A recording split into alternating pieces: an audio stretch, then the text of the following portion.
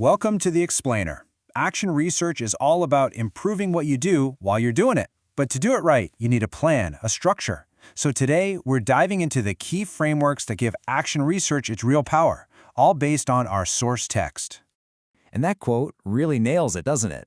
Without a model, you're pretty much just guessing, hoping something works. But with a solid framework, well, then you have a disciplined, repeatable blueprint for making real, measurable improvements. So before you even dream of picking a model, a good research plan always starts with a few key decisions. Our source calls these design priorities. First things first, right? Okay, and here's where we hit our first little quirk. Our source material, which is basically an outline of the chapter, tells us that figuring out your design priorities is the essential first step. So we know where to begin, but since we only have the outline, the book doesn't actually tell us what those priorities are. It's like having the cover of the instruction manual, but not the pages inside.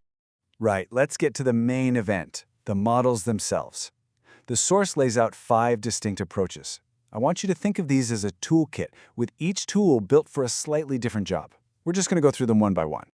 First up, we've got the classic, the OG model from Lewin. He's really seen as one of the pioneers in this field, and his cyclical framework, well, it's the foundation that pretty much everyone else built on.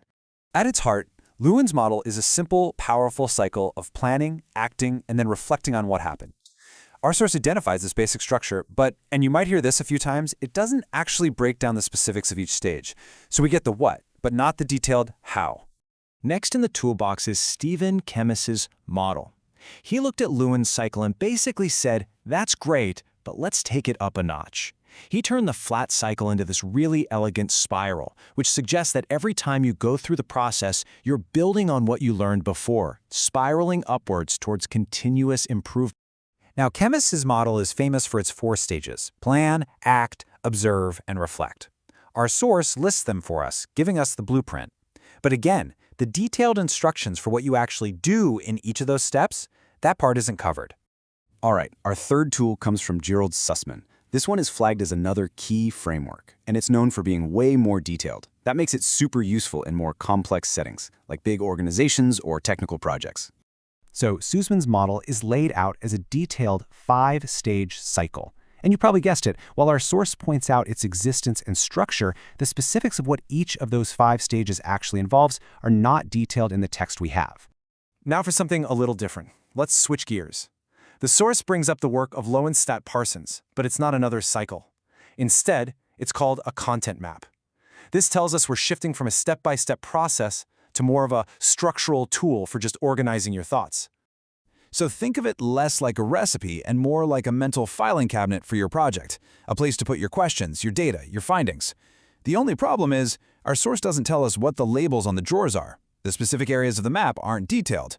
And the final model our source points to is from Elliott. This one is really interesting because it was developed specifically for education. Its trademark is flexibility. It's all about constantly reflecting and being able to adapt your plan on the fly, which, if you've ever been in a classroom, you know is absolutely essential. Elliott's model gives us a pretty clear path. Start with an idea, do some reconnaissance, which sounds cool, then make a general plan and take action. We get that high-level sequence. But what does reconnaissance actually look like in practice? Again, the specifics aren't covered. Okay, so we've just laid out 5 different tools from our source. We've got cycles, spirals, even a map. This leads to the most logical and important question of all: how in the world do you choose the right one for your project? I mean, this is the crucial part, isn't it? Knowing when a teacher should go for Elliott's super flexible model versus Kemmis's structured spiral would be incredibly useful. But unfortunately, our source doesn't give us any criteria for making that choice. So what does all this mean? Well, our source has given us a high-level tour of the key models. It's basically named the tools in the toolkit without showing us how to use them. But you know what? In doing so, it sets the stage perfectly for what comes next. In our next explainer, we're going to shift from the how, the models, to the what, the outputs. We'll look at what actually goes into a strong action research report and what kinds of problems in education this research typically tackles. Thanks for joining this overview. We'll see you next time.